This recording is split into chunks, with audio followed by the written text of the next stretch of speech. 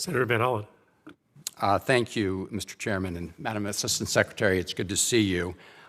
This is an important topic, and I've tried to dig into it, and I'm going to submit some questions for the record. But I want to use my time to discuss a couple issues regarding Americans detained in Iran, an American lawyer recently detained in the UAE, and what you're doing to get to the full truth and accountability in the shooting death of an American journalist in the West Bank, all part of your jurisdiction.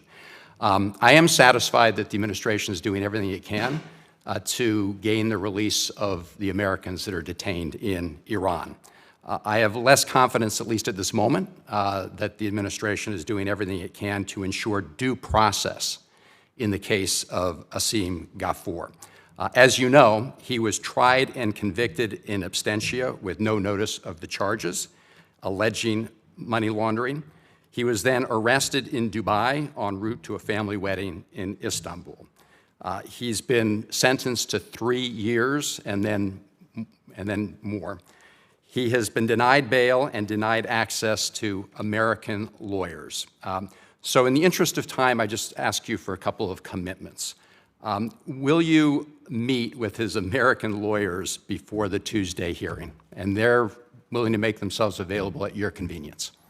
Yes, I think I just had, we just got that request yesterday, and yes, I can do so. Thank you. And can you keep myself and members of the committee posted on the progress with respect to due process?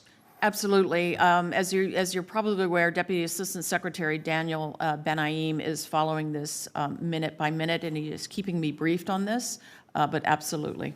I appreciate it. I had a conversation some time ago with Brett McGurk over the National Security Council. You're a former ambassador to the UAE, you know a lot of the players. I just think it's outrageous that he's been denied due process. He was arrested pretty much around the time the president was in the region, a slap in the face. Let me go on to the killing of American journalist Shireen Abu Akleh in the West Bank on May 11th. Secretary Blinken has repeatedly called for a, quote, an independent, credible investigation and for accountability. President Biden has said the same. Just a simple yes or no question. Is that still the position of the Biden administration? The need for an independent, credible investigation. We have asked that there be a credible investigations. The Secretary's on record a couple of times calling for an independent investigation. That's a quote. You know, I will have to come back to you on that, Senator, because that has not been my understanding of where our position was, but okay. Let me clarify. Well, I think you're going to find a number of members very disappointed if that's the case.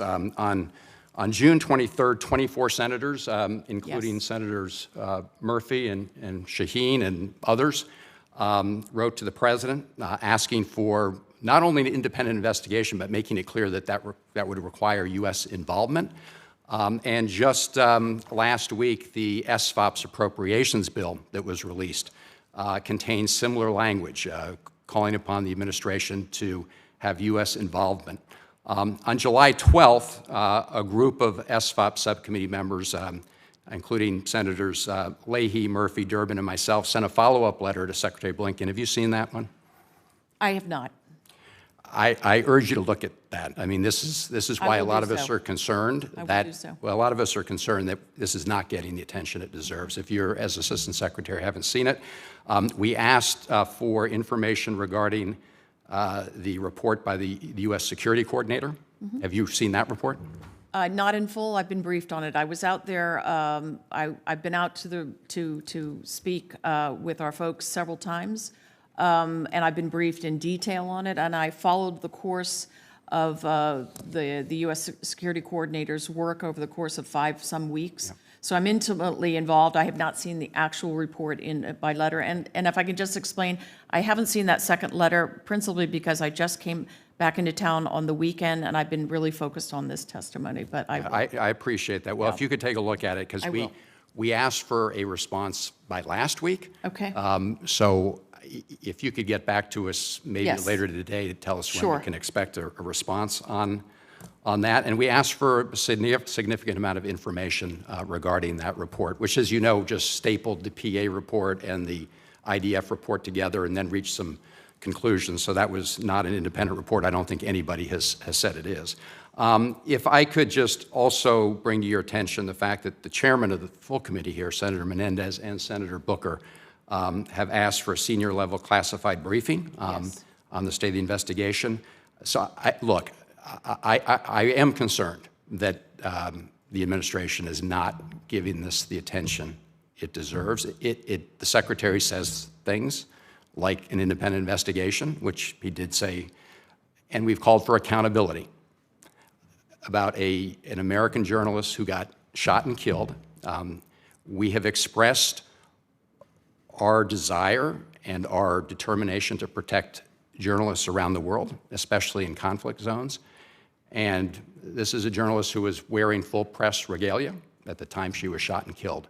So there are a number of us that are not going to allow this to be swept under the rug, and we're looking for answers. Thank you, Senator. I completely take all of your points. I can tell you the Secretary had a lengthy discussion with Defense Minister Gantz.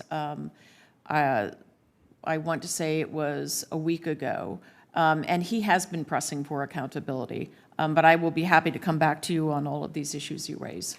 Well, thank you, and thank you, Mr. Chairman. I would just say an independent report does not include a PA report, and an independent report does not include an IDF report.